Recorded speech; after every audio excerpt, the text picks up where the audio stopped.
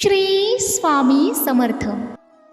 बाळा, बऱ्याच दिवसापासून आपला काही संवाद झालेला नाही आहे, पण याचा अर्थ असा समजू नको की आपला संवाद हा झाला नसला तरीही माझं लक्ष तुमच्यावर आहे आणि मी निरंतर तुमच्या पाठीशी आहे.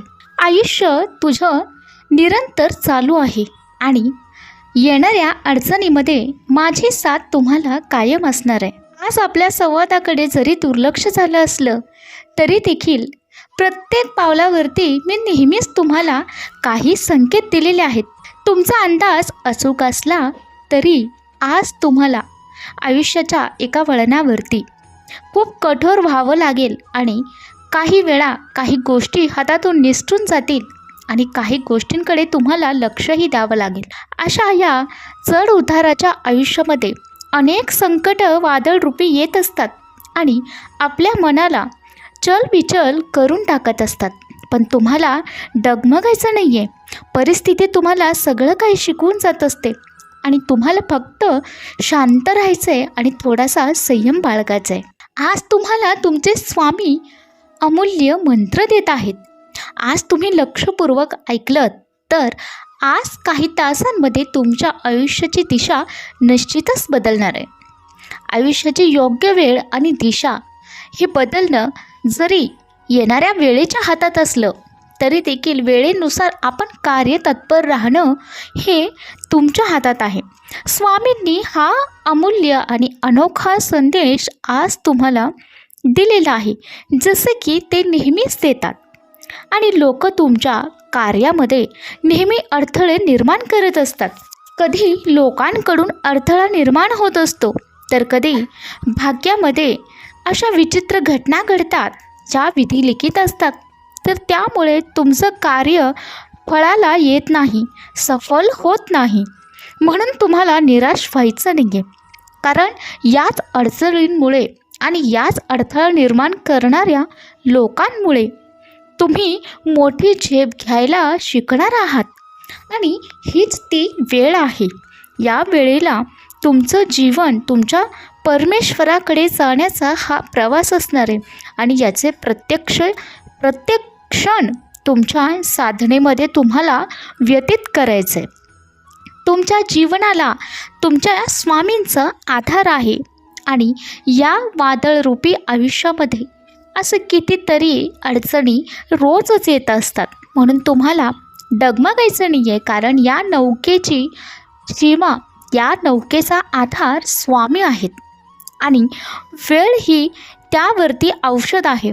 जे जखम तुम्हाला आयुष्यामध्ये तुमच्या वेळेनं दिलेलं आहे.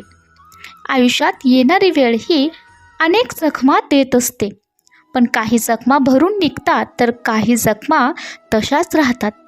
आणि हे सर्व काही स्वामी पाहतायत. प्रार्थना, संघर्ष, अडचणी यातून तुमची सुटका होणारच आहे. संयम बाळगा आणि तुमचं योग्य कर्म तुम्ही करत राहा. जे काही होणार आहे त्याचा स्वीकार करा आणि या स्वीकार करणाऱ्यालाच स्वामींचा आधार निश्चितच आहे. कारण तुमचं कर्म योग्य असतील तर तुम्हाला स्वामींचा आशीर्वाद निश्चितच आहे. स्वामींचे नामस्मरण करा, स्वामींचे नाम घ्या आणि सुरुवात करून तर बघा. स्वामीच तुमच्या पाठीशी असतील आणि तुमच्या शक्तीचं सामर्थ्य ते दाखवून देतील. असंख्य लीला स्वामींच्या आहेत हे तुम्ही जाणून आहात. म्हणूनच तर इतरांवर विश्वास ठेवण्यापूर्वी तुमचा विश्वास स्वामींवर आहे आणि तुमच्या कर्माचा योग्य हिशोब स्वामींकडे आहेच. कर्माचा पत्ता हा कधीच चुकत नसतो, पण आपली पावले चुकत असतात. पण ती चुकलेली पावले योग्य मार्गावरती आणण्यासाठी स्वामींचा एक शब्दही पुरेसा आहे. आणि तुमच्या प्रत्येक संघर्षाची कहाणी लिहिली जाणार आहे. आता तुमच्यासोबत जरी कोणी नसलं तरीही तुमच्या पाठीशी स्वामी उभे राहणार आहेत, हे लक्षात असू द्या. तुम्ही स्वामींचे सर्व काही आहेत. स्वामींचे लेकरे आहात, स्वामींचे बाळा आहेत. ठायी ठायी तुमच्या स्वामींचे स्मरण आहे आणि स्वामींचे अस्तित्व आहे. स्वामींवरती श्रद्धा ठेवा. आता सगळं काही ठीकच होणार आहे. कारण संघर्ष आणि कष्ट हे कोणाला चुकलेलं नाही आहे. आणि कोणतीही गोष्ट मिळवायला आपले परिश्रमही द्यावे लागतात. विना परिश्रम आपल्याला कोणतीही गोष्ट मिळत नसते. तुमच्याकडे असणाऱ्या ज्ञानाचा उपयोग तुम्ही चांगल्या प्रकारे केला, योग्य ठिकाणी केला, तर याचा फायदा तुम्हालाच मिळणार आहे. जर तुमच्या ज्ञानाचा उपयोग तुम्ही अज्ञानासाठी आणि चुकीच्या गोष्टींसाठी केला तर तुमचं नुकसान कुणीही रोखू शकणार नाही. व्यक्तीला आदराचं स्थान तेव्हाच मिळत असतं जेव्हा त्याची प्रत्येक कृती प्रामाणिक असते आणि स्वामींना तेच तर आवडतं. स्वामी सांगतात, काल काय जे झालं ते विसरून जा. कारण ते तुम्ही मनात धरून बसला तर तुमचंच मन खात राहणार आहे. कारण आपला जन्म काय झालं हे मोजण्यासाठी नाही आहे, तर समोर आपल्याला जे आनंद स्वामींनी दिलेला आहे, आनंदाचे क्षण दिलेला आहे, आनंदाचे आयुष्य दिलेलं आहे, ते जगायसाठी दिलेलं आहे, तर त्याकडे आपल्याला लक्ष द्यायचं आहे.